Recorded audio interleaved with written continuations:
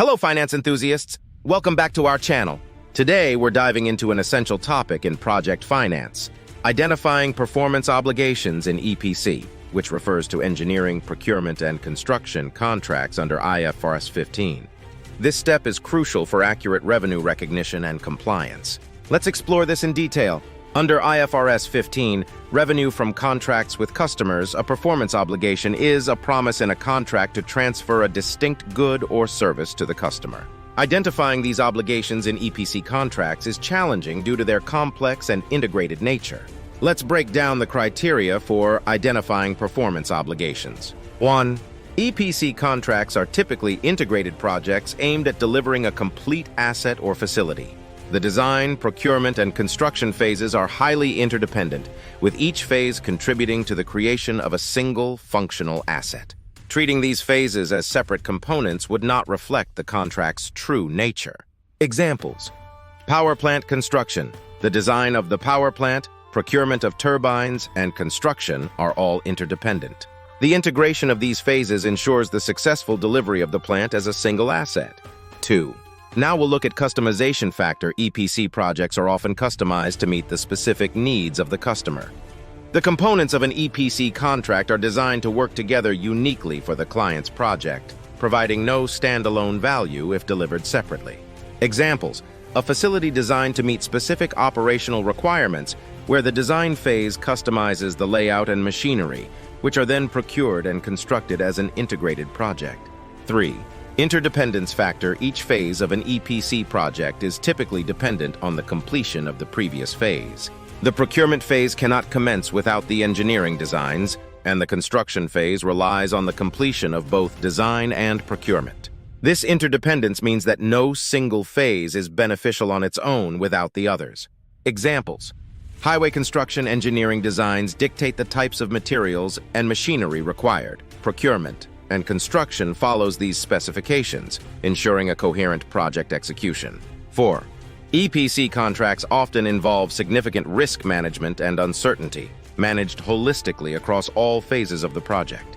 This holistic management indicates that the project operates as a single economic unit, rather than isolated phases.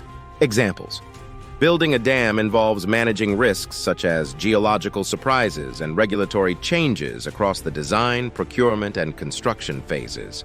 Construction of a space launch facility involves managing risks related to technology, weather conditions, and regulatory approvals, spanning all project phases. 5.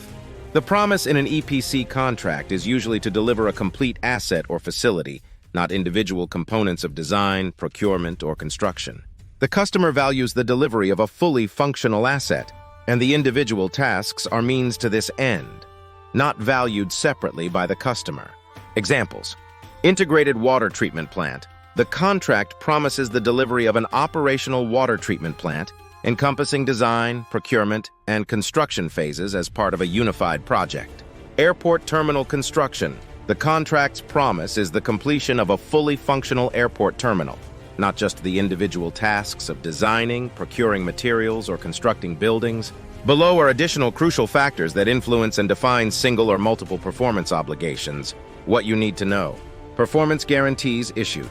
Performance guarantees typically cover the entire project, reinforcing the concept of the project as a single performance obligation and indicating that the performance of individual phases cannot be isolated. Next, critical milestone dates, provisional and finance acceptance criteria. Key milestones are often defined for the entire project, signifying integrated and linked to the overall project timeline and acceptance criteria. Liquidation damages. Liquidation damages generally linked to cover the entire contract and are tied to the final acceptance criteria, ensuring that any delays or performance issues are addressed at the overall project level. This approach ensures comprehensive management of issues rather than focusing on individual obligations or phase gates. Next, progress billing and certification criteria. Generally, billing and certification processes are typically based on the overall progress weightage of the contract, not on distinct performance obligations. Next, how the advance payments and recovery criteria are defined. Advances are usually recovered based on the entire contract's completion, further indicating a single performance obligation. Next, how progress monitoring and reporting criteria are defined in the contract. Progress monitoring reports are generally issued for the overall project rather than for each performance obligation, underscoring the integrated management approach. Also very important to look into force majeure and delay provisions. Force majeure and delay provisions in EPC contracts typically cover the entire project, affecting the assessment of performance obligations by highlighting the interdependence of phases. Examples: petrochemical plant force majeure events affecting procurement also impact construction timelines, showing the interconnected nature of project phases. In conclusion, the high level of integration, customization, interdependence, and holistic risk management in EPC contracts often leads to treating the entire contract as a single performance obligation under IFRS 15. This approach ensures that revenue recognition reflects the true nature of the contract and the delivery of a cohesive, functional asset to the customer. By considering the criteria of integration, customization, interdependence, risk and uncertainty, and unified promise, along with additional factors such as performance guarantees, milestone dates, liquidation damages, progress billing, advance payments, progress reports, and force majeure provisions, entities can accurately identify and allocate performance obligations in EPC contracts, aligning with IFRS 15 requirements. For further assistance or specific inquiries about your EPC contracts, feel free to ask in the comments below. Don't forget to like, subscribe, and hit the notification bell for more insightful content on project finance. See you in the next video!